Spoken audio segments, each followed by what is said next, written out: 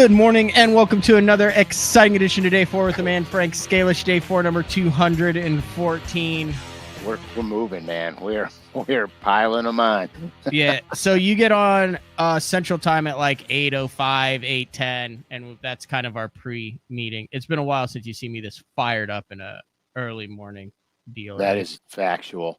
It's like just a mixture of basic, like just having people that you pay to do the job, and then a little bit of self-loathing mixed in with some of my food choices last night. I ate at 2 fast food joints in a span of 4 hours. One involved a chili dog, one involved a dozen wings and ranch. Look, man, don't be hard on yourself. I was exceptionally hard on myself. I woke up on the couch with a call from my fiance Court that says, "Are you okay?" Because I didn't call her to say goodnight, because after I ate the foot-long chili dog from Sonic, after the dozen wings from Popeyes, you had guilt in me. I passed out on the couch. I didn't have any beer in the house, so it was just an extra large cherry vanilla Dr. Pepper, which was just and I don't drink soda. God, so it was just so an gross. inundation. I felt like a slug. I passed out watching the European Carp Tournament channel that I discovered yesterday. I watched it for probably 7 hours. Frank, you ever seen that? No, I've seen them fish for the carp, but Dude, I've never watched a carp tournament. There's like a Frank Scalish of that world. They have these things called like runs, and there's this guy who's like a 3-time world champ, and it's like it is a 2.5 hour video on how he chums his run. They do that. It's unbelievable. Here, the coolest thing I ever did carp fishing. Okay, because I fish for them. I fly fish for them in the rivers, and I started doing it because I was practicing for when I would go red fishing in Florida.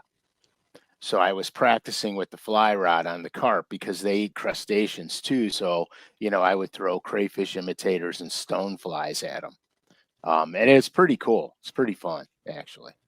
I was trying to be like, what can I glean from this? Because they're a 10 out of 10 as far as information, video quality, like what they do. Like it literally like captivated me, and I am watching some dude in England on a 30-minute dissertation on micro pellets for F1s. I don't know what the hell those are. It's some sort of carp that they fish for in their matches. Isn't that cool? It's very cool. They have this thing called match fishing too, where they don't fish for big fish. They fish for these little tiny things, and their hooks are like size 22s, and it's how many you can catch. It's really wild what they do over there. Yeah, I'm trying to pull it up here because I watched this dude had a 3.5 hour match fishing thing, and he walked through the evolution of building a swim, I guess is what it's called, which is where like you draw so it's almost like boat draw. I think you draw your section, your peg, and then that's where you set up. So like the guy never stood up. Like you can't, like you have it's like a little box, and it's like the field, just like they have soccer fields or football fields. That's your peg that you draw, and that's where you have and then everyone else is around the lake on their pegs. And then you start building your swim based on your chum and baits. It's fascinating. That's pretty cool. So they got to use wind direction and current and everything for their chum lines. Yeah, I need to pull this up. I want to Matt Godfrey Silverfish Final. Pull it up, dude. You sparked my curiosity. So you're looking at this going, is this like the most boring thing in history? And then all of a sudden you realize you've been watching this guy chum his swim for 2 hours and you're in the mood for some wings and a chili dog. And so you go out and then you get guilt fever after it's all I over. just been so good. Like I don't eat that. Like I You save don't money by doing steak and chicken and stuff. I grill like 5 times a week. So it was, Matt, you don't eat garbage food, so one day ain't gonna kill you.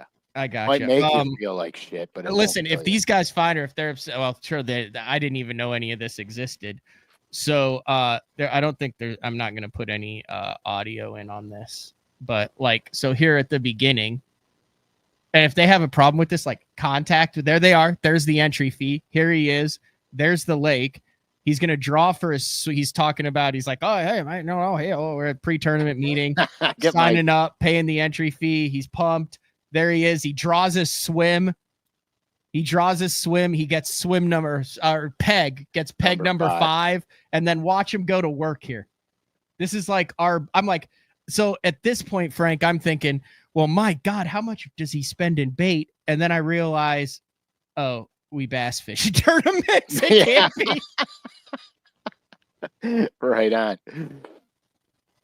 So literally like you do on day 4, like, look at this. This is 2 hours long. Like you do on day 4, this guy goes through building his, look at this stuff, building his swim based on how he's going to bait in the fish. That's excellent, man. Watch as he gets into it. This stuff is absolutely wild. So it's like really well done. So silvers are smaller carp. Yeah. So they have like, no, they're like brim. So you see that right there? Yeah. So that on the end is a chum bucket. I don't know what they call it, but you pack that with the bait and then you can put it out exactly where you want to. And there's a very specific technique with which you roll that over so the bait falls in a pile, and then you can put your boilie or whatever the hell you're fishing directly on your pile. Good Lord. So there he catches one, boom, into the basket. And he actually like over baits his swim a little bit, where it really kind of hurts him in the last portion of it. But look, I mean, this dude is like, it is nasty out. And this dude, so he goes through all of it. He starts mixing more stuff. Like, I mean, he's got tons of stuff over here. And then when he catches, you know, he's got 3 or 4 different, there's one right there. And then at the end, he laments what he could have done differently. Look at all that stuff. That's crazy. There he is. Watch this. Whoop. And then at the very end, has he waited? Oh, here he is now. He's putting his silverfish. There he is, getting the picture. That's the tournament picture. And did they weigh it already? A dude comes around in like a 4Runner, and they put it on there, and he weighs it, and then they go back and they talk about how they got screwed based on which peg that they got drawn. That's pretty wild.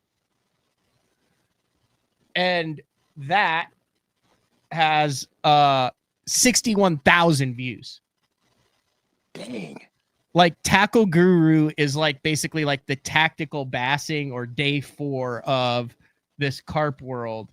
And they do like all sorts of it. Like, look, like this guy, like Andy Bennett is like the GOAT. He's like the KVD of this. Like, look at this guy's setup. Like look at how, boom, look at how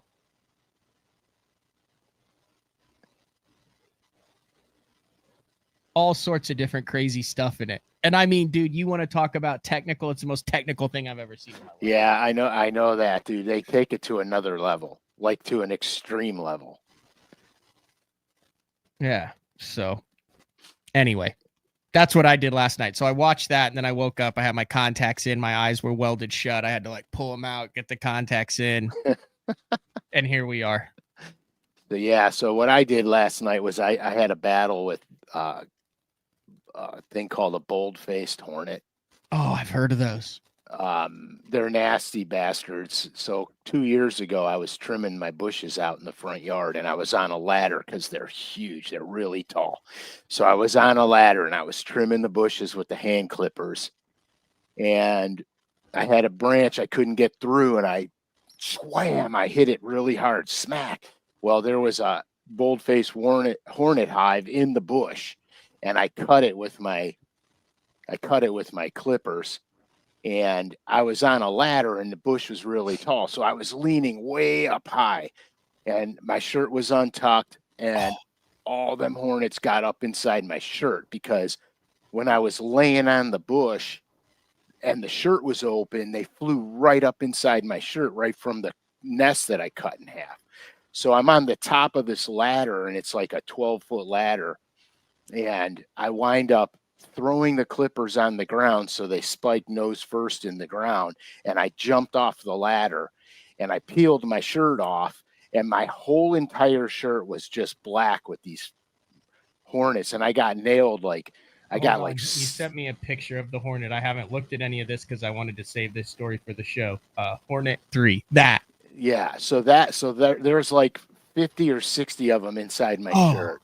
And I got hit like 7 times in the chest, and I don't know how many times on the back. And so anyway, so I dispatched the hive that night. I got the spray, killed the hive, and for 2 years haven't had much of an issue. And then like 2 days ago, I go outside.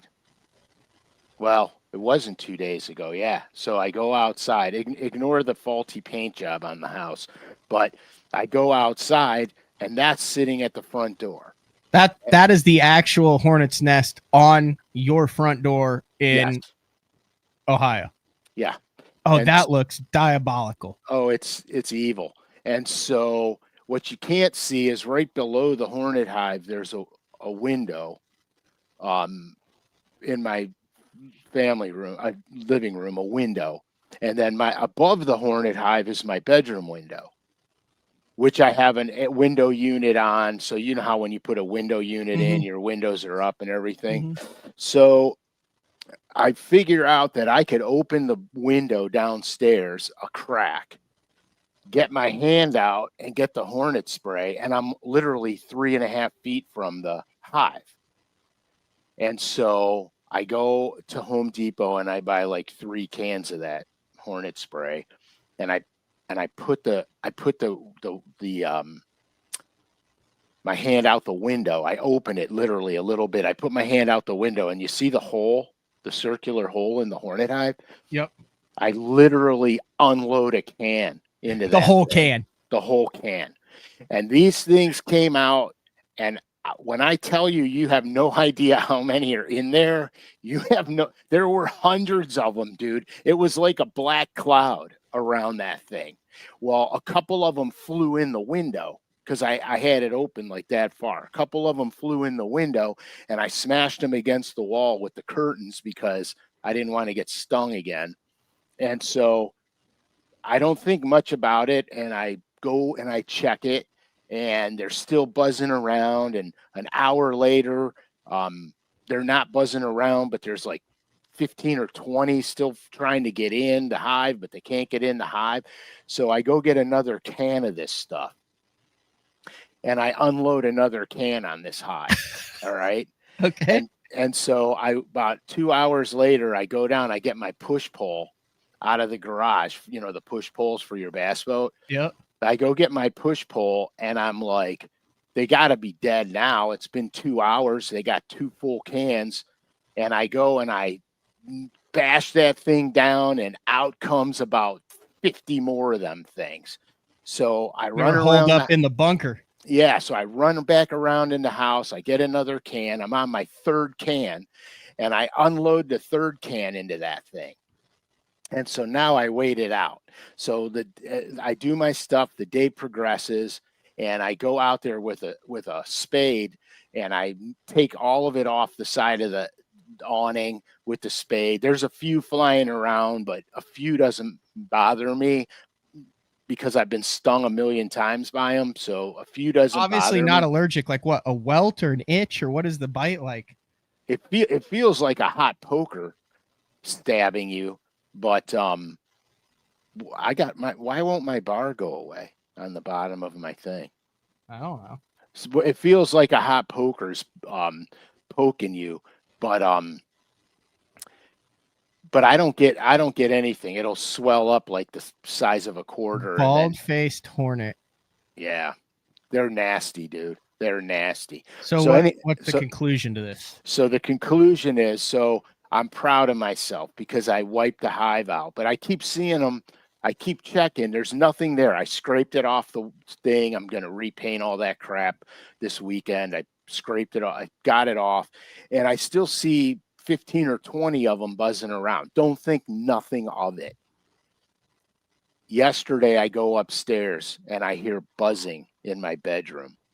And I'm like, what the hell is going on? And I go to my window unit, air conditioning, and they're trying to build another hive on top of my window unit. Oh, you got to call someone, Frank. So, oh no. So I freaking peel the covering back on the air conditioning unit, you know, where you put it on the sides so nothing could get in. I peel that cover back. I stick my arm through there with a can of that shit, and I let them have it, and I killed them. And so then I got a stick, and I scraped them off the screen and knocked them out of the thing, right? Oh my gosh, 38, dude. That's bad. That's bad juju right there. He's Mr. Do It Yourself. Hey, look, I'll do it myself till I get severely injured. And so anyway, so I got him off. Well, there was one that was stuck between the screen and the window, and I didn't want to take the whole air conditioning unit out to get it. It was dead. Yeah. Dude, more of them came, and they tried to get that one out of the screen. Like they got between the screen and the window, and they're dragging it out. So I pulled the thing down again. I got a stick, put my hand in there, and I started smashing the ones that were alive in there. And two of them flew in my room. All right. And one of them landed on my leg, and I knocked it off and smashed it. And the other one must have got the poison on it because it was flying around the room and then just keeled over. And so I was like, what the hell? And so dude, like now I have this, you know, it's like a horror movie, you know, the bees. I'm waiting for my whole house to be engulfed with these things. They're nasty. Yeah, it sounds like they want to be there, and there'll be like a couple on a mission, and then they fly back and they're like, where'd everybody go? And then they're like, we'll just start over. So you have to basically like kill them over and over and over until all those that have any remnant of that hive is gone. Yes. Well, here's the mistake that I made, which Frankie clearly pointed out to me. He said you should have waited till nighttime when they all went in the hive. Yeah. And so that was my screw up, because if I waited but I'm an impatient dude. I'm impatient. Bold-face hornet pattern. Dude, I'm writing that down right now. Bold-face hornet pattern. I'm doing it. Ooh, that would be kind of cool. Yeah, I'm doing it. I bet. Here's what you need to do it on. No, I know exactly what I'm going to do. I'm going to do the white glow in the dark for Halloween. Can you do it on that bait? They have an actual bee pattern. They do? Yeah, they do. Oh. They have an actual bee pattern, and I could do it on that. Oh my God, Matt, that's brilliant. Oh, yeah. They do. Oh yeah, I'm doing it. Oh, cool.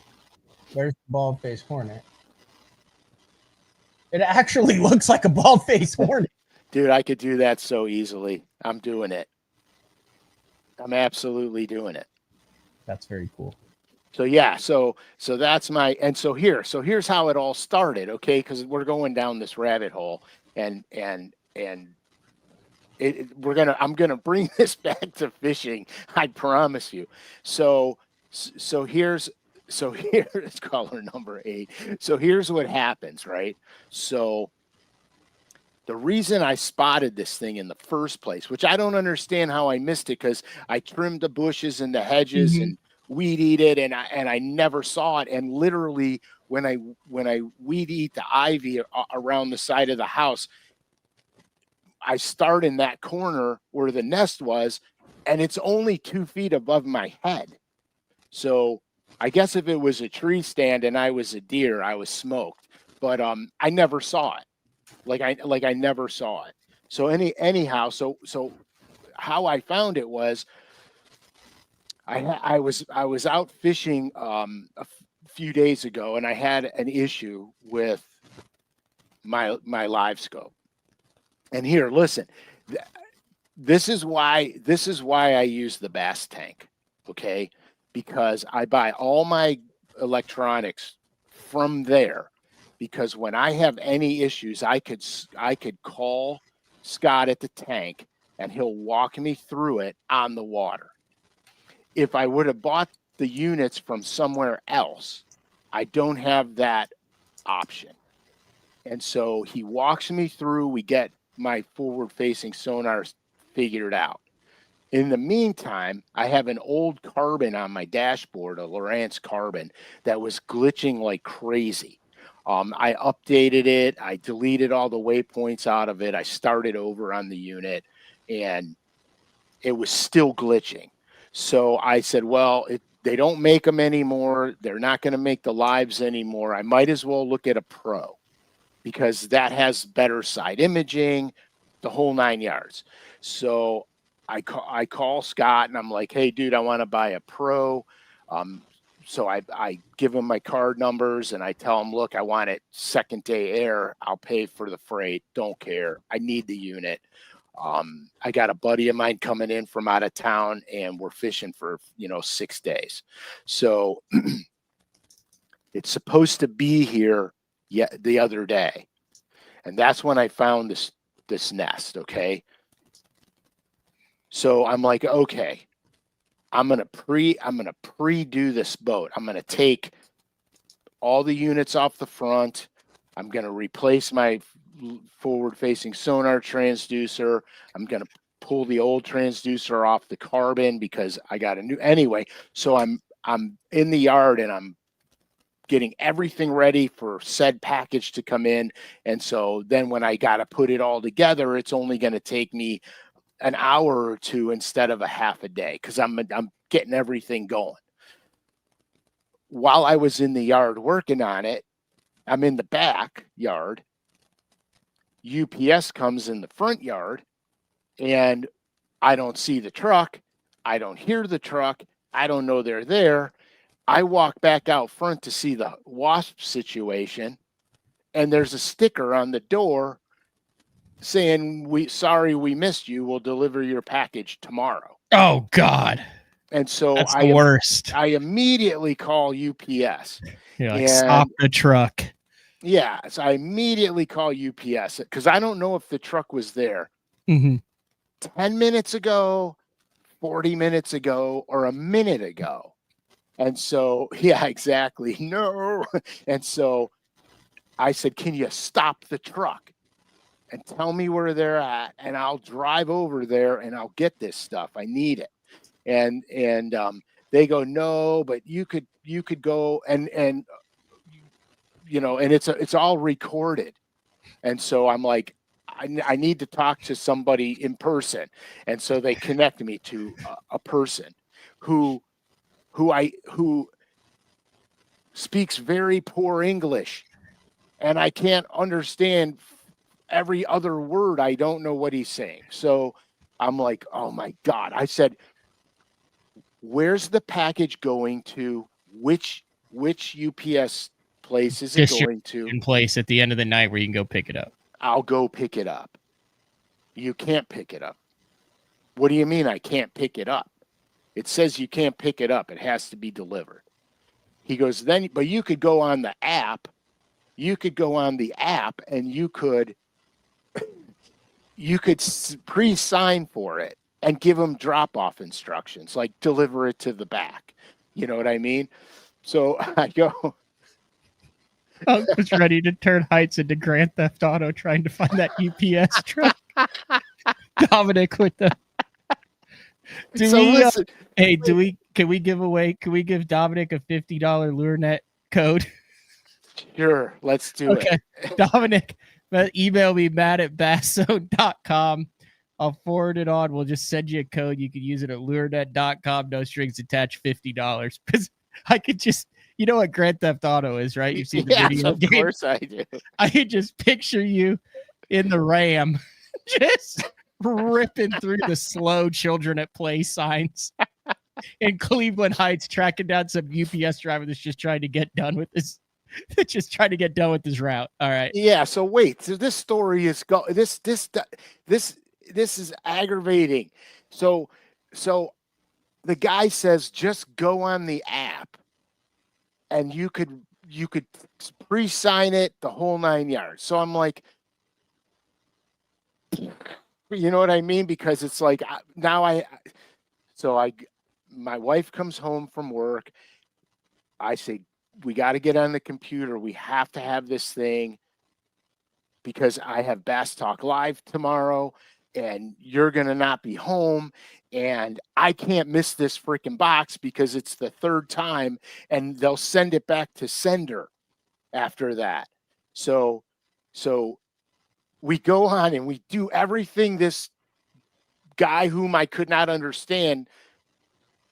I did what he said. And we go into auto sign and it said, this package cannot be auto signed. And so I told Rachel, I said, you're working from home tomorrow because I can't miss this package. My boat is completely taken apart in the driveway. I'm like, you cannot miss this package. So today, fingers crossed. Oh, so you didn't ever get it? No, it's gonna be delivered today. And here's the screwed up thing. It is literally going to start raining right after this show today. So it's very similar to my my trash disposal as to why I'm actually upset. Yes. Yeah, I put the trash can out Wednesdays when I'm home. And so you know how my road is, right? So I'm more on like the wooded side, and it's like not a neighborhood, it's just a street, but there's like no one on my side of the street uses central disposal. Everyone on the other side does. So they go down one side, they pick up all the central disposable stuff, and then they're too lazy to get my side, so they just skip it and marked it that it wasn't out there. It's the second time they've done it in 3 weeks because I've been home. So I call last week, and I'm like, okay, maybe I like didn't have it out there soon, and but you could tell if they've been picked up on the other side of the street. Right, so because you yesterday, could see the cans, yeah. I was down in Fort Worth with Court. I get back super early in the morning, put it out there. Everyone's trash is still out there. I watch them drive right by, pick up everything on one side of the street, skip mine.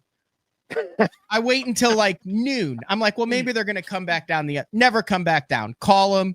Oh yeah, sorry about that. We'll put you on the list for tomorrow. So I wake up, so I leave it out there. I wake up today. It's the second time in 2 weeks this happened. I have to pay independently for it. Trash is still sitting out there. So I'm ready to go and die in customer mode as soon as the show's over. You're ready to get your package. Oh, dude. So I got a hornet's nest you could put in your garbage if they want to pick it up. Yeah, so I grabbed the remnants of the hornet's nest. And there were still live hornets in it. I put it in a paper. I put it in a brown paper bag, and you could just hear them all buzzing around in the paper bag. So I unloaded a half a can in the bag and shipped it around. You probably could have paid for an exterminator as much as you've spent on hornet spray by now, Frank. Yeah, I only went through 5 cans. All right, I found a hack, and we'll get into fishing. Today we're talking. Yesterday I had Bruce Stanton from Pradco. He is literally he's the guy who like signs off on day 4, right? Like when it comes down to it, ultimately he's the guy who says, yes, this disaster can continue, or we're putting our funds elsewhere. So far so good. So I had him on yesterday. He's been the president general manager of the fishing department since like 2002. Yeah. So a lot of acquisitions, a lot of rebranding, a lot of bringing back, a lot of keeping the traditional. Dude fishes too. Like he's from Arkansas, so we fish some of the same stuff. I know he likes Broken Bow, some of those lakes around there, follows the tournament scene. Anyway, we talked about the Bass Fishing Hall of Fame colors that you designed that will be available on September 1st. So I went to the LureNet site and I'll pull it up. And when I first went to it, I hadn't refreshed it. And there was some like Peach Day thing or something like that. This is a cool hack, national, folks. It's National Peach Day. It's not up there anymore. Oh, because it's over. Because it's over. But look at this hack. And they had like this really awesome colored boyo that was in there. Spook, which is like one of your favorites, right? The boyo, yeah, it's a mini spook. It's the same diameter as Super Spook Junior, but it's half the size. So if you go up into the search, because I just wanted to see what it was, and you type in peach, there it is, right there. There you go. What in the heck? Yeah, that little boyo, it's a small bait, but it's not really a small bait. It's the same diameter as a Super Spook Junior. And I was doing a video when we first came out with those, and dude, they were crashing that thing, crashing it. Anyway, that's like a cool color that they came out with for that. That's still available if you type in. Yeah, peach. That's actually got saltwater hooks on it because the speckled trout guys love them things. Yeah, but would that not be like really good for like clearwater smallmouth and for schooling fish and stuff, like with the area to like target them, but then also the clear body with the sparkle? I mean, I just feel like that looks smallmouthy or clearwater schooling fish. Yeah, and it's actually gray back that gradiates down the side, so it's silvery gray. It's transparent, but it's silvery gray. It's a pretty bait. Yeah, I'd never seen it, but it was on there, and then there you go. That's funny. So with Bruce, we went through the 5 colors. So September 1st, so 4 days from now. The Larry Nixon, the Roland Martin, the Rick Clunn, the Bill Dance, and the Bobby Murray colors. That's like $22,000, I think, $24,000 for the Bass Fishing Hall of Fame. Yeah. Those are going to be dropped on LureNet exactly like all of your other signature series colors have been dropped. So September 1st on the morning, I will legitimately be logged on trying to get a set of those for the studio. Yeah, they're really cool. I got to deal with the pros that I painted them for. I did that last time too. Last year when we did KVDs and all those guys, and got to deal with them too. This year's process was, I don't want to say a little simpler, but I kind of had stuff in place already. And then like when I talked to with Larry Nixon, for example, he loved the deep little N and he loved Chili Bowl. And so basically my instructions were make a cool version of Chili Bowl and a deep little N. And I was like, yeah, that's super cool because the deep little N's one of my all-time favorite crankbaits. And so I did a really hopped up version of Chili Bowl. And that's how I made his. Roland Martin's was kind of easy because he was kind of synonymous back in the day for throwing the spooks and stuff, and because of the Florida thing and the peacock bass now in a lot of the canals and stuff in Florida, I went right to the peacock. Dude, bass. That is one of the most badass colors I've ever seen. It's so cool, especially with the Roland Martin signature on it. Dude, it's so cool in real life because what we don't see here is the back of the bait is a greenish gray, but it's got blue pearl on it. The side of the bait has green pearl on it, and where all the orange is on the peacock bass, it's orange with orange pearl over it.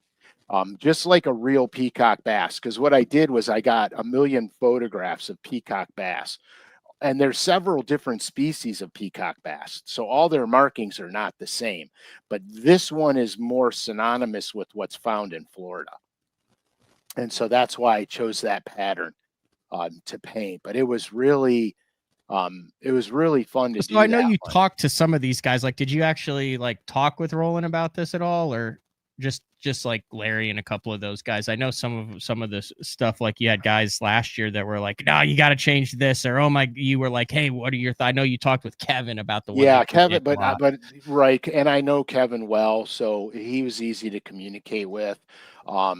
Larry Nixon actually sent his feedback in via Yeah. email. Roland Martin just said, "Yeah, that's cool, do it." Um, Dude, you know, and that Rick one. Clunn. Okay, so this bait here is special. So Rick Clunn actually said, I said, I'm thinking about doing a real gizzard shad. And all he said was, do it, but it has to have a green back on it. And so what you don't see here is the back of this bait is black, but I put green pearl scale pattern on the back and the shoulders. And then the green pearl rolls over into a pink pearl on the sides. This bait looks alive. And actually what I did was I painted a glide bait that color for myself. I painted a glide bait that color. And oh my gosh, dude, it's like that. Like, to me, that color should be in the run permanently. But I don't know What's if it they'll do called that. again? Greenback gizzard. Oh, it literally says greenback gizzard. Never mind. I'm sorry. I'm an idiot. That's okay. And that's the one knocker. And there's Mhm. there's 300 of each of these, so it's just like one of Correct. your custom colors. Actually, if you guys want, you can buy. I think it's like $150 right now. It's how much a ticket to the Bass Fishing Hall of Fame is, and like you can hang out with Rick Clunn. You're gonna be there, Frank. They're gonna be inducting Randy Hopper, Craig Lamb, William Shakespeare. It's like a fancy event. Like, Yeah, I you, had you no. don't you don't show up in like jean shorts and a t-shirt. Like, I mean, I'm wearing a suit with a tie, Frank. Yeah, that's going to be special. Are you going suit jacket? Yeah, probably so. I've never Probably seen you so. in a suit jacket. I don't I think. have very expensive Italian suits directly from Italy. Oh, you have to. And well, here's the problem. Okay. Here's the problem. They don't fit me anymore.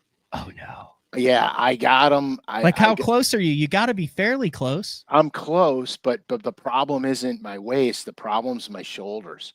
Mm-hmm. I outgrew the widths of the suit, and so they don't fit properly because they were tailored specifically for me.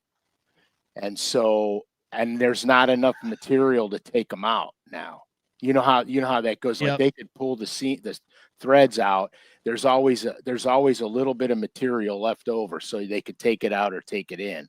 And there's not enough to take it out.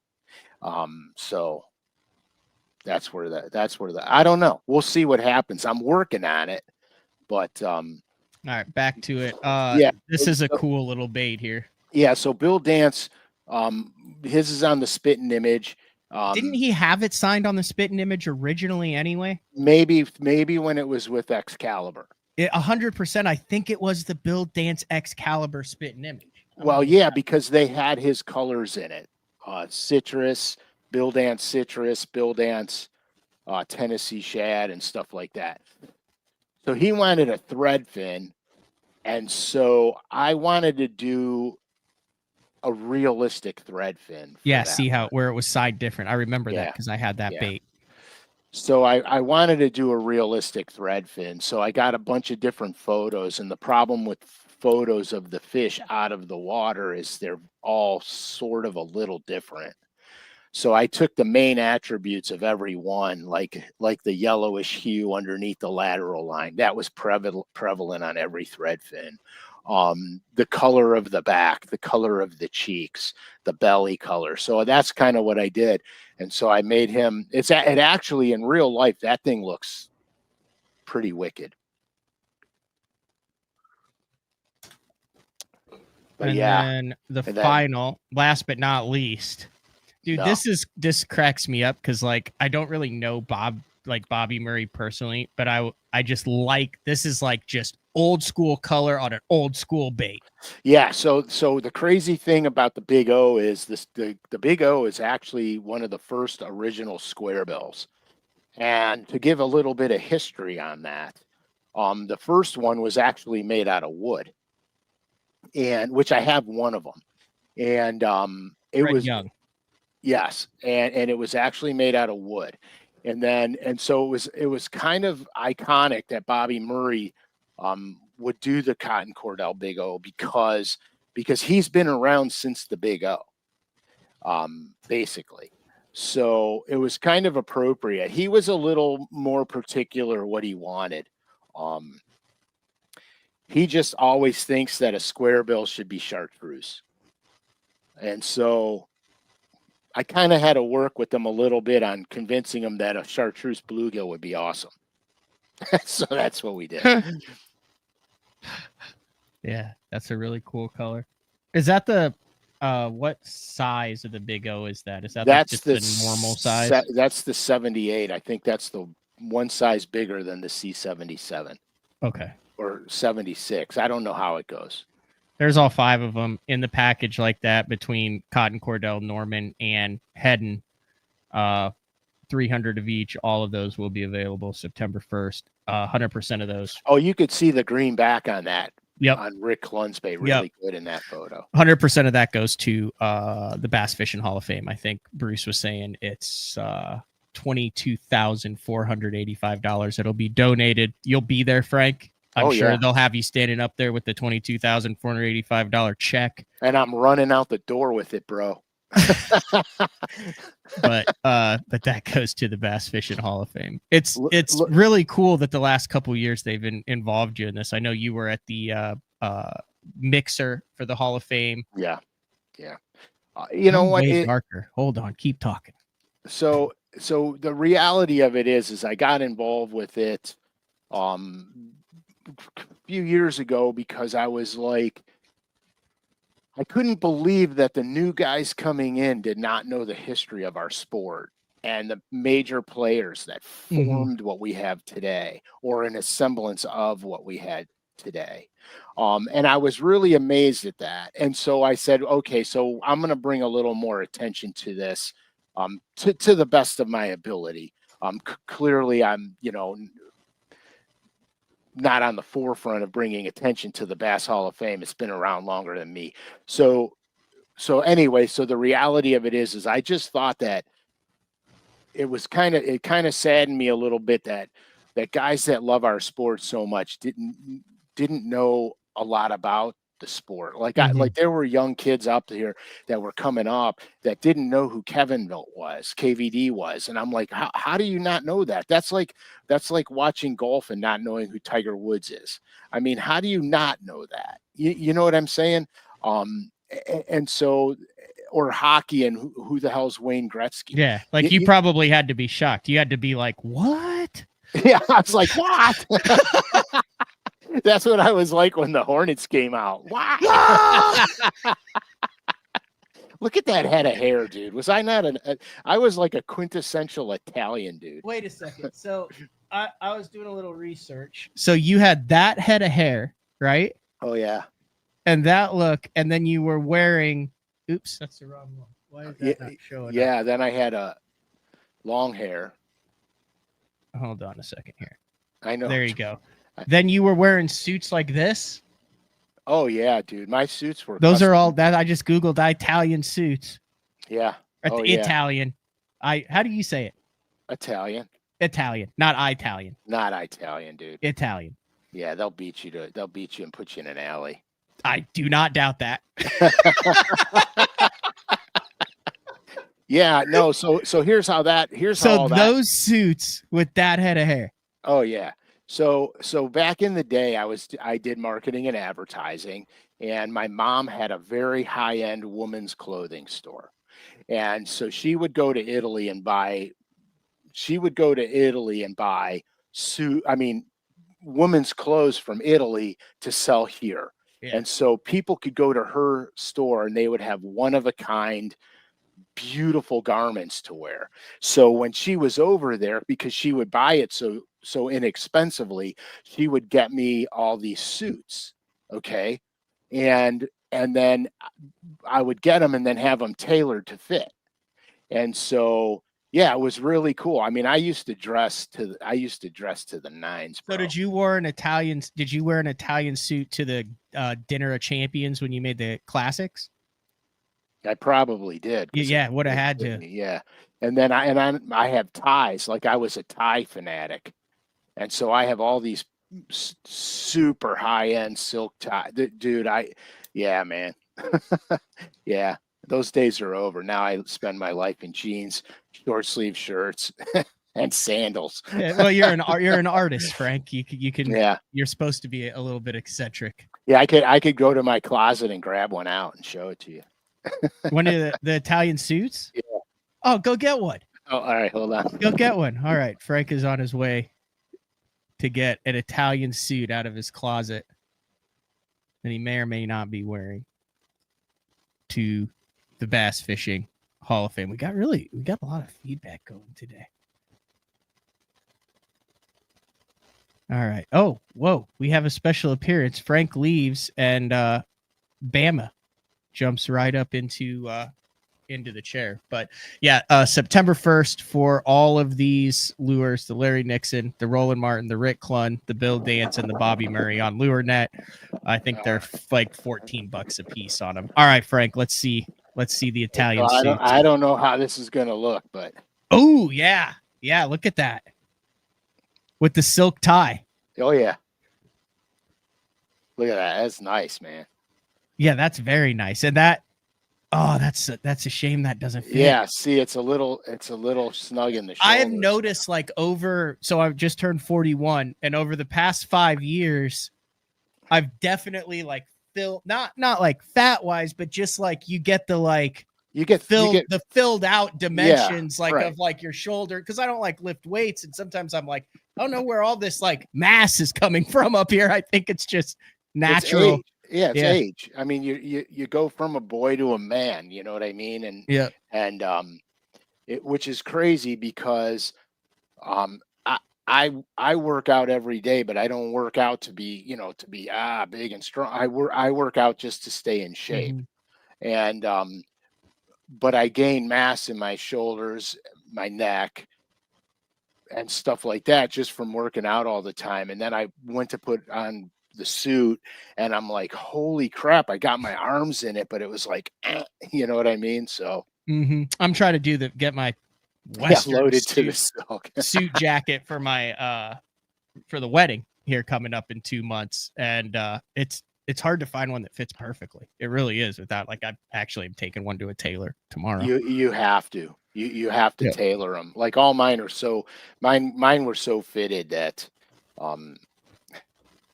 when you first got into the game, to full circle, bring this back fishing wise, were guys still wearing the jumpsuits? I'm gonna kill you when I see you, man.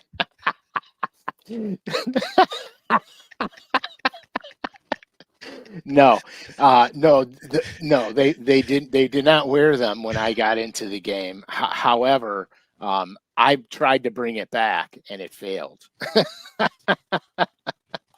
I remember the jumpsuits; those were so funny, man. And they made fun of us for parachute pants. Yeah. You did live through the vest era though. Like you were like, when you first came in all honesty, like you were part of the vest era. Yeah, I never wore the vest. To be honest with you. Like here, I'm not kidding, folks. Like and this is a very tame one, but like this was the standard. This is what guys fished in. Yeah. Like that was the jumpsuit, and then some of them got a little bit flamboyant, and they like, I remember, I think Harold Allen had one that was like red pants. It said like Skeeter down the entire side of the leg. I don't remember, but they got kind of wild with them, man. You know, why would you go to a jumpsuit? Do you think it had something to do? Wasn't like NASCAR getting big then at the same time, and they were wearing like this? Yeah, I think it had to have something to do with that, didn't it? Yeah, I think it did. I think that's what it had to do with. I think UPS just came here. My wife better get it. I made her stay home from work so she wouldn't miss it. But yeah, I So, mean, yeah, here's Don Butler with, Roland Martin. So Roland's got the jacket, but like you can see the belt there. But even Ray's wearing the jumpsuit. yeah. Good old Ray Scott, man alive. That's gonna bug you until you know if they are here and it was picked up, actually, isn't it? They were here. When I went to grab the suit, I saw the truck driving away. Oh, well, you're good. I just hope my wife got it. If not, we will see. Could be the last. We'll have a different show next week. Yeah. But yeah, so and then the vest thing came in. But I like to fish, like my favorite was when sublimation came, because then you can get the quick dry shirts. I could get them nice and big and baggy because I didn't like tight stuff when I fished. I just feel like confined with all that. And then so the sublimation I think was the coolest thing. Yeah, I think that Aaron was the first one who did that. You're possibly correct, because I didn't get sublimation until probably 3 years in. I had the collared shirt, like the button down. Mm-hmm. Oh, that's interesting. I didn't know that. So this is on Bassmaster, 50 years of angler clothing. This is a cool article. It was Nice. out in 2020, and it goes through all of the look, there it is. There they all are. Yeah. Look at their live release system too. Back up. Interesting. Yeah. Oh, belted jumpsuit.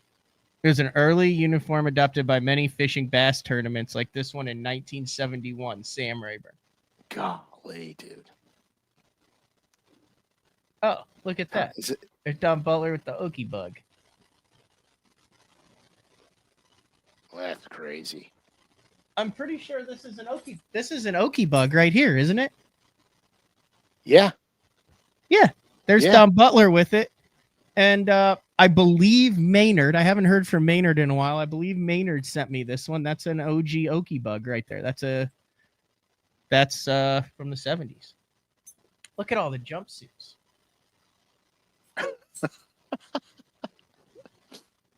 And then it starts going to the vest. Yeah, look at him. You think he got yelled at for scoping with the spinning rod in 73? Ricky Green. There's the Rickster. Yep. Then they're still back. The jumpsuits were still worn into the 80s. The Neil and Reel. All the presidents. Now we're getting out of it. We're getting out of the jumpsuit. There's the vest. There's the vest. Because they would take them off and put them in their compartment, nice and neat and clean. And when they went to weigh in, you just pop the vest on and you go up. And then it went into the patch era on the shirts. I have patch eras from the late 90s from the Assumption Bass Club. Yeah, I hated the patch thing. I hated it. Mine always rubbed on my nipple.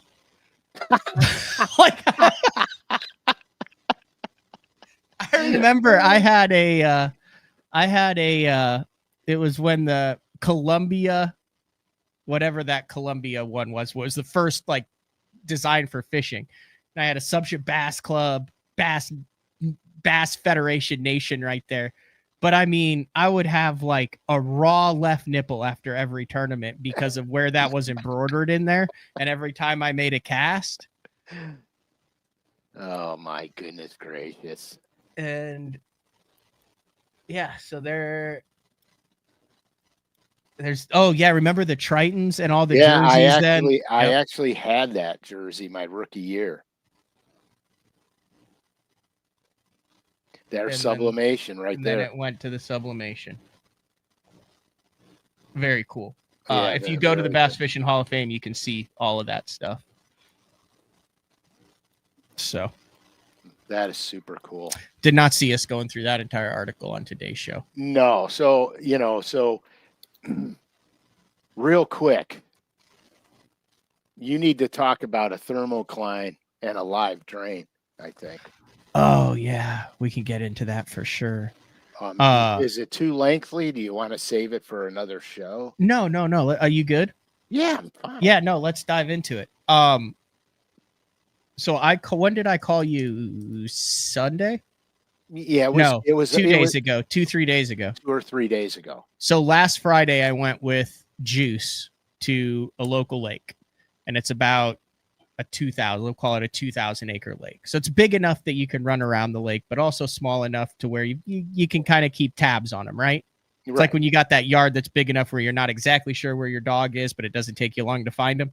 Yeah.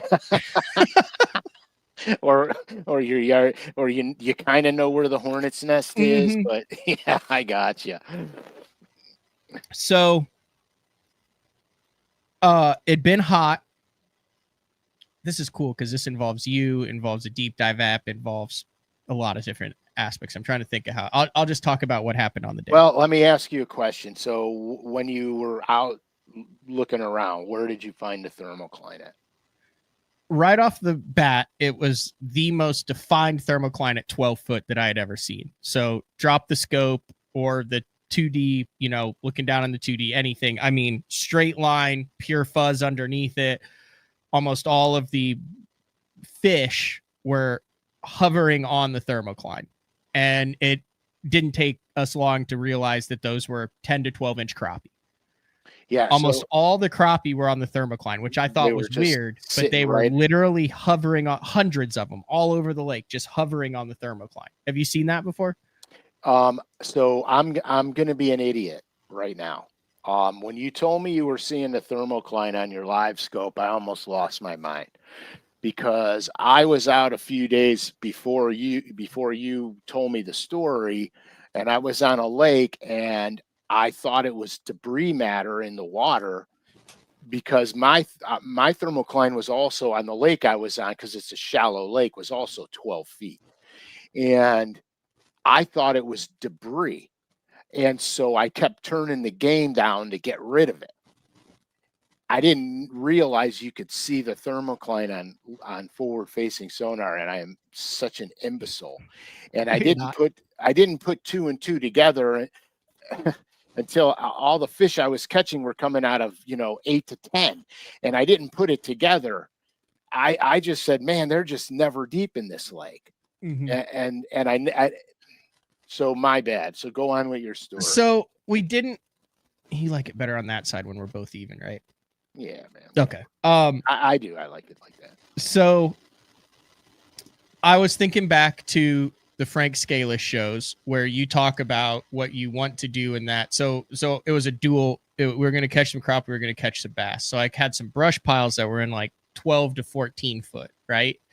So I go to these brush piles and I don't see, and this a lot of bait fish in this lake, a lot of bait chasers, a lot of 2 to 4 pounders in this lake, a couple big ones, but good sized bass, the kind where you're like, I don't know if I should swing it, but I'm going to on a spinning rod. So I go to the brush is in the thermocline.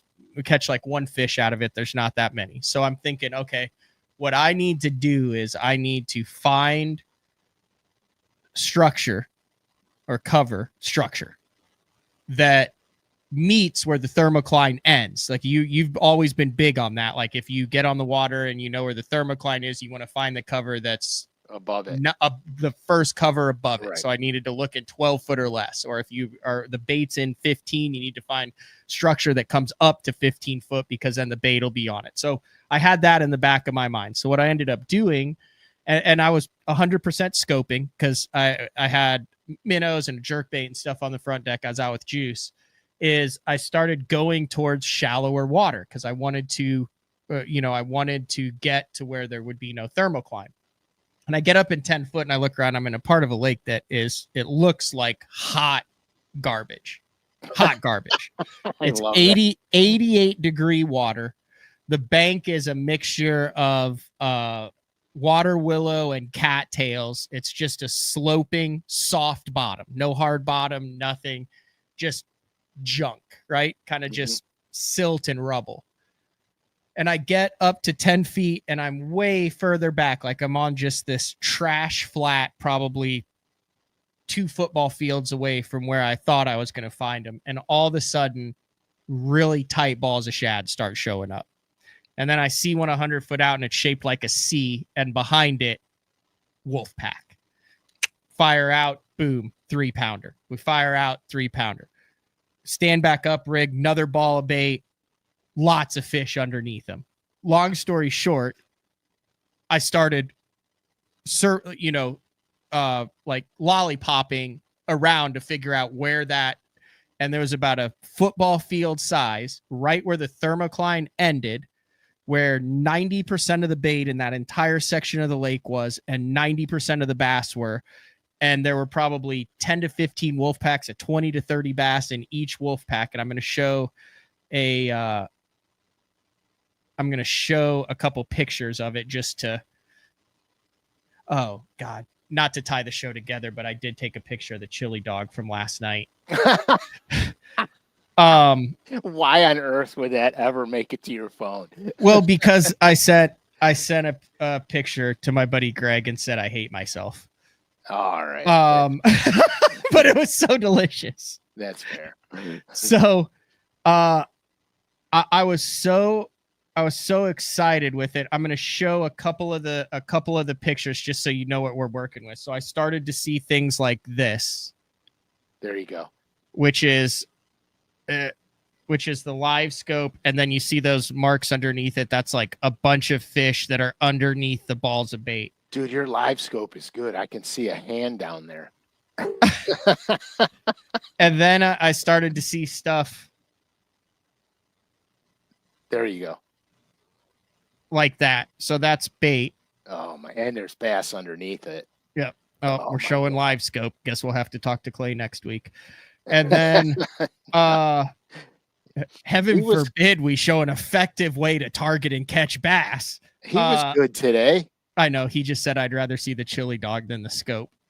But this is when I knew like it was dialed in. So 2, 4, 6, 8, 10. So those are 2-foot increments. So the bottom in here is 12. But if you notice, there is no thermocline here.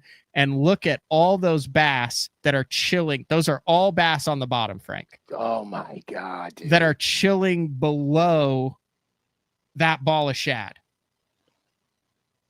And that's 12 feet deep. And I could not figure out why, when I went back, the thermocline suddenly disappeared. And those fish wanted to chase the bait from the top to the bottom.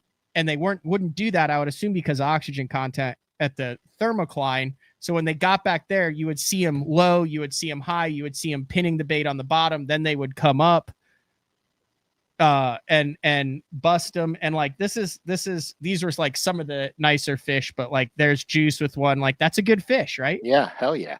And well, you know why the thermocline wasn't back there. Well, no, I didn't. But after I talked with you, I did. So I'd say that was like the average size fish right there, like a 2 3/4 to 3.5 pounder. Real healthy. Those are good days, man. Real healthy. We ended up catching, I'm not exaggerating, 70 to 80.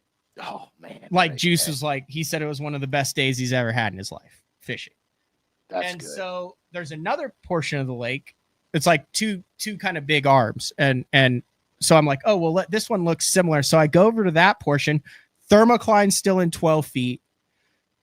Thermocline goes up to 10 or 11. There's no really bait that's grouped together. And we catch like 2 over there in 30 minutes. And I'm like, what the hell? Like, I'm trying to pattern this. I'm trying to take the day 4 stuff.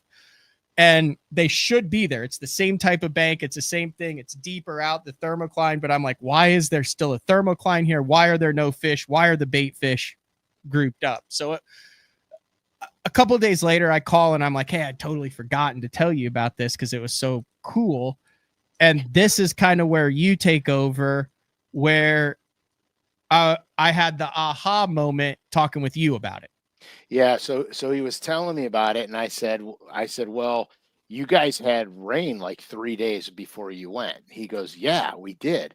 I said, I'll bet you dollars to a donut that the pocket you found all them fish in had a live drain in it, and the runoff water put oxygen and mixed all that water up, so there was oxygen from top to bottom inside that area where you were catching them as it moved out to the main lake at Thermocline.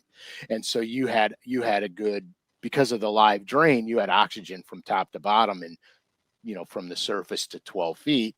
And that's why everything was packed in such a small area. So I get on the deep dive app and I wanted to check that, right? I'm good. I can show this. All right. Okay. No road names, no nothing on it. So I sent this to Frank. This is exactly what I said to Frank. This is the deep dive app. So the blue is the live drains, the water inflow feature. The red circle is where I normally catch them in the lake. And I'd circled that to say, hey, they weren't out here, Frank, but they were in the back of those pockets. Now, fishing wise, if you look at that, it doesn't really, you can't really see the live drains or whatever. But that where those blue dots were back in there is where I was catching them, which is why you were 100% right. Because I said, let me get on the deep dive app and see. So I pull it up. I'm like, there's live drains. I said, all right, let me go to the other section of the lake where I fished and didn't catch them to see. No live drain. Yeah. I mean, it was all about the oxygen content, which is crazy. So I'm looking at this and there's like other sections of the lake that I have never even been in that have multiple live drains on flat crap looking water.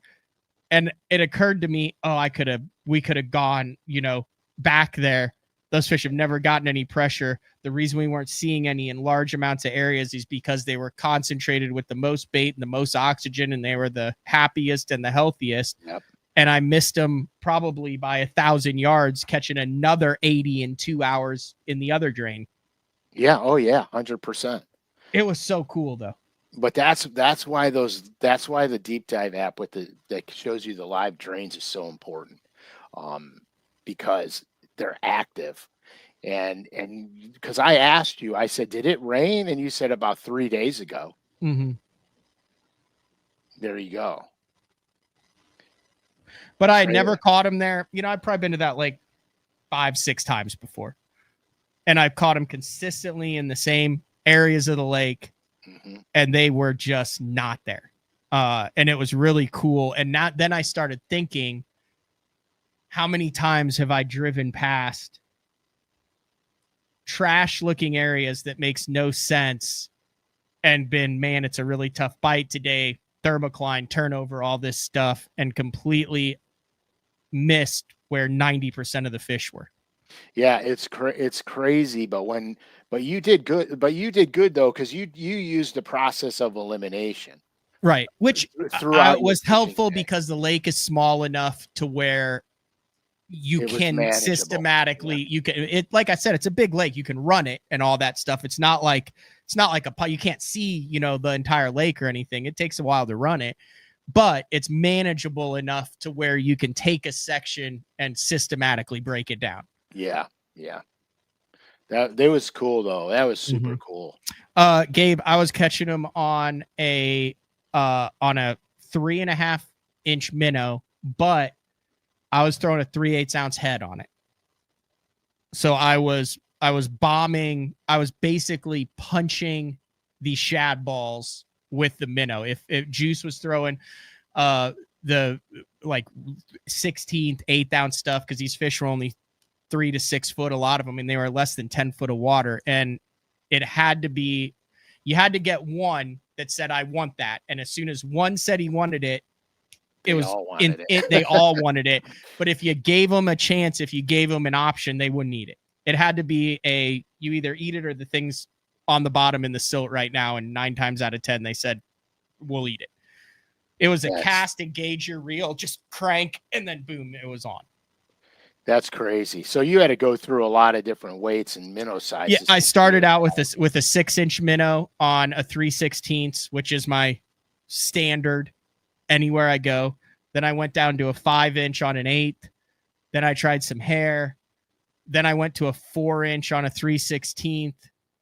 And then I ended up on the 3.5 inch on the 3/8. And it was 3-1 from Yeah. even like a 4-inch on a 3/16 to a 3.5 on a 3/8. Like, I mean, it was that much of a difference. Yeah, see, I would have been screwed because I wouldn't have gone heavy small.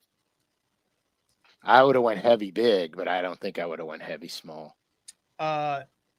Corey said, Matt, I need a minnow that's smaller from a freeloader, but still fat. Like, that would be the Great Lakes finesse drop minnow. Yeah. That's got that. Like, here, I'll pull it up. The 3.25er. Yeah. Have you thrown that on the, and like, so for shaking, I have not tried to like shake and walk the Great Lakes finesse minnow, but for on small bait fish looking for the reaction bite, that GLF minnow is very underrated for that application. Like, I know that they don't throw it like that up north, but I throw it like that. Yeah, see, I throw it on an 1/8 and a 3/16. Mm-hmm. It falls pretty fast on a 3/16. But yeah, I that's wild, dude. I don't think I would have made that 3/8 to 3.5 inch bait change. I don't think I would have done See that. that's perfect. It's still a little bit slender. I don't know. He says that he can't get him to eat the he said that he can't get him to eat the mooch minnow, but that GLF is an underrated fish actively feeding on bait minnow, largemouth in the South. In that color right there, because it's got the two-tone on it. The biggest thing I can say on a minnow is to have a two-tone on it. Fish see contrast. Yeah, it's the contrast. Gut bag. It's the gut bag of crankbaits is the two-tone on a minnow. Yeah, the contrast is the critical component. Yeah, especially in off-color water, it stands out much better. Unabashedly say, if you would like to try that, the LureNet loyal listener code is capital BTL25 for 15% off regularly priced items at lurenet.com. Yeah, and don't forget, if you buy the Hall of Fame stuff, use that code. Oh yeah, because they will be full price there. I'm gonna be curious to see how fast it goes. Bruce was like, "Yeah, you guys." Clay, it can be that complicated, and you just said like it can be that complicated. It really can. It's not look at fish, see fish, cast fish, catch fish most of the time. Oh no, I'm gonna agree with that. They wouldn't need a jerkbait. Would not touch a jerkbait. I'm gonna agree with that because the other day when I was out, I was jerkbaiting on them and everything, and I couldn't get them to go. I would love to get Clay in the boat on a good scope bite. I think he would have potentially an identity crisis. No, I think it would not make it look as. He would understand that there's a million nuances to it. It's not just one thing. I don't think Clay realizes that I'm 7 years into the AAA stuff between Toyotas and Opens, and I've been one fish away for the 3 and 4 years that I fished without live scope and forward facing sonar. I mean, go back and look at my stats. I've not tooted my own horn since it's come out, since it's been dominant. I'm over 40. I use it a lot. I've gotten my ass handed to me on it. Like, I obviously grew up fishing without it. Like a lot of those fish that I just caught in Minnesota, I wasn't scoping on it. Like, I am not a scoper. I'm just, I mean, when I go out, I like to, I don't know. How do you explain that, Frank? Well, I'll explain it real easy. When my forward facing sonar unit went out on me the other day, I was freaking the hell out, and I wasn't scoping. I was freaking out because it's such a tool that you incorporate into your fishing. It's so much part of my conventional fishing knowledge because I use it to see what I'm fishing, not necessarily to see the fish I'm catching. And when it went out on me, I felt blind. Even though my entire life I fished off of 2D sonar, I had gotten so used to seeing the rock pile, seeing the grass edge, seeing the individual stumps. And I got so used to being able to cast my crankbait and hit a stump in 12 feet of water on the first or second cast rather than making 15 casts to find the stump. I got so used to that when the transducer went out, like I was like, oh my God, what am I gonna do? And then I'm like, oh, I'll just blind fish like I always used to do. But the reality of it is that it's just part of technology and people use it differently. Like I am nowhere near a pure scoper. Like the only closest I get to doing that is crappie fishing, to be honest with you. I bass fish conventionally 99.9% of the time. And if I see a fish on live scope, then I can catch it. I've done that a million times, but I'm conventionally fishing.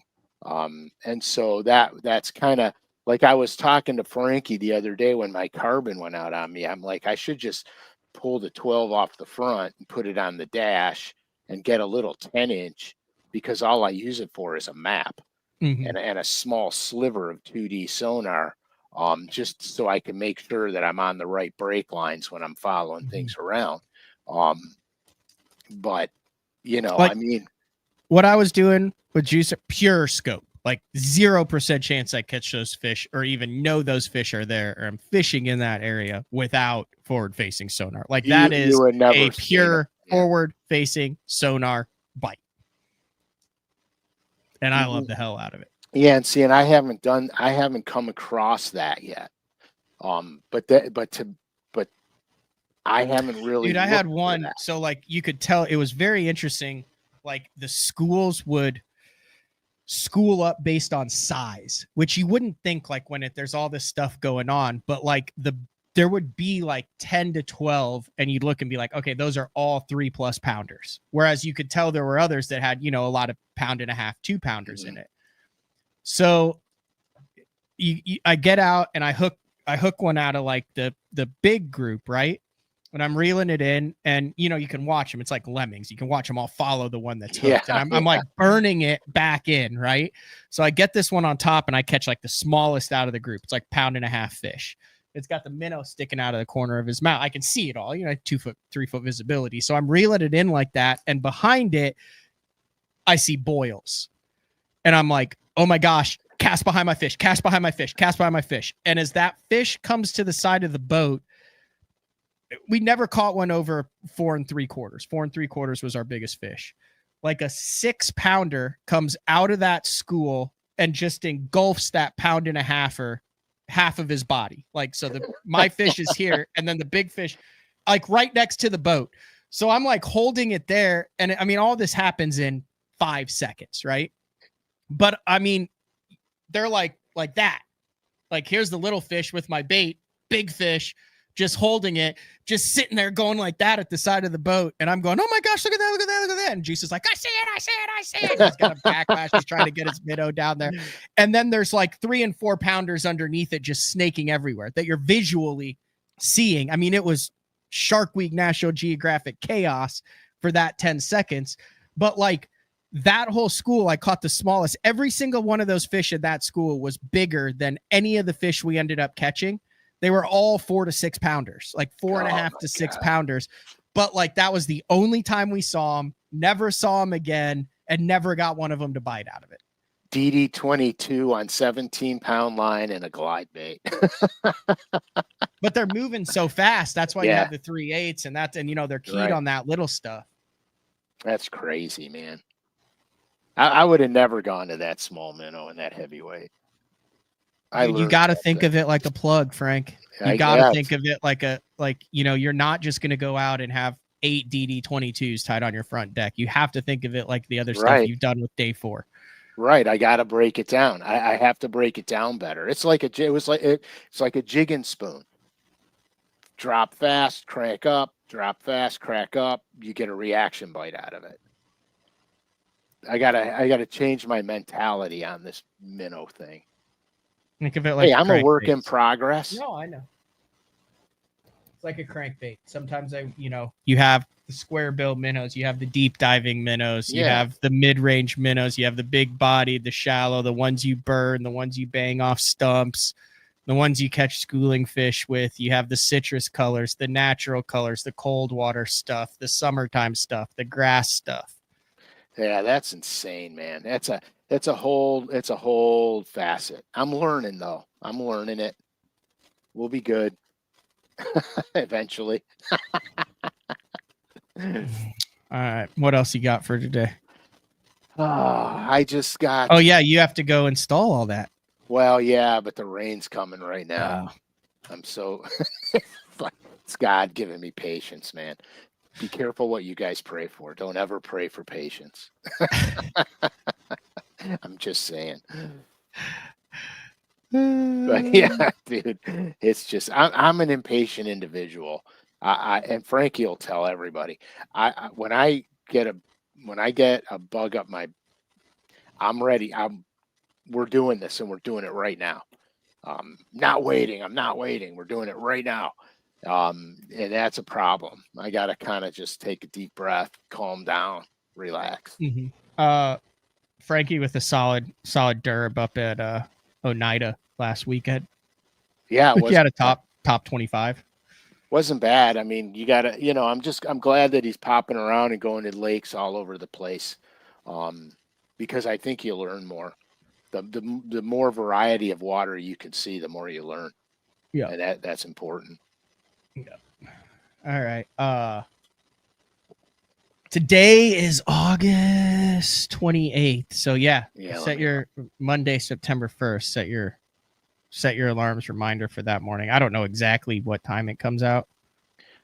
Probably first off, but who knows? I know I don't want to tell someone a time and then they drop it an hour earlier or 2 hours later. So we just know it's September 1st, that Monday. The 5 Bass Fishing Hall of Fame colors painted by Frank, the enchilada sauce, Larry Nixon, the peacock bass, Super Spook, Roland Martin. Yeah, and you know what? You mentioned something on your show yesterday, the shadow box.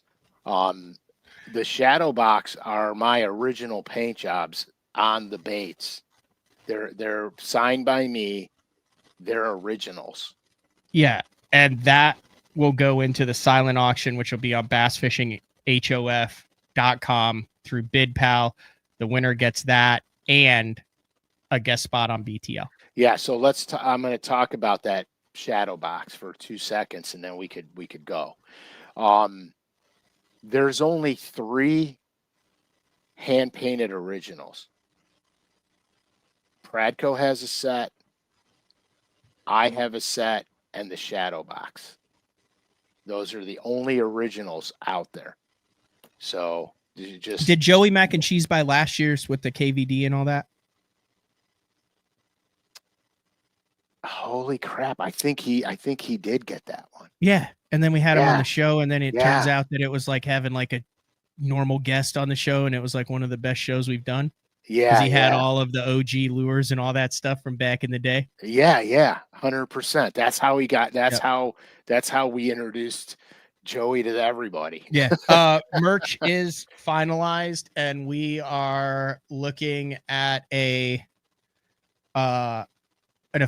probably an official September 4th drop, and then that will be open until probably September 25th. So we're looking at like a 3-week opening to get all that in for the merchandise. So just finishing up a couple things here. It might be a little bit of a soft opening, but that merch drop is ready to go, and that's for all the Frank Scalish stuff and for some of the BTL kind of one-of-a-kind signature stuff. Perfect. And then I got to get Dominic $50 gift card number. Yeah, let me see if he emailed me yet. I'll get it. Sorry, I sprung those on you. I need to. Yep. I got it right here. Perfect. So just shoot it to me, or I'll get the number and I'll just give it to you. Forward it to me. Mm-hmm. So that was a good show today. It was fun. We kind of went off the beaten path with the bold-faced hornet, but no, you I know, thought that was fantastic. I mean, draw it back in. I expect any week now you come back and there's going to be like a bold-faced hornet pattern and the Yeah. rebel bee. yeah. It'll be fantastic. So, all right, this has been another edition of day 4. An exciting edition. It was pretty exciting. It was yeah, it was good. I liked it. You have to text me to see if you got the units in, because if you go and they're like, "Oh, just missed him again," Oh, I'll lose my skin. we might be the last day forever. I put a note on the door. Doorbell doesn't work. Bang on the door loudly. Man. Yeah. We're getting all sorts of like wedding gifts at the house and stuff too. So every time I open the door, I'm like, whoa. And for so many years, the only thing that would come was fishing stuff, right? So I was always like super exciting. So I would be like, I was so confused the first couple because I was like, oh, you sent me like badass fishing stuff. And then it'd be like weddings. I didn't open it. It would be like, you could tell it was like wedding stuff. So now that spare bedroom is nothing but wedding packages. Perfect. Wait till you're married. And then you'll get Amazon packages every other day. All right. This has been another edition of Day 4 with the man Frank Scalish. Same time, same place next week. We'll talk to everyone then. See ya. Adios.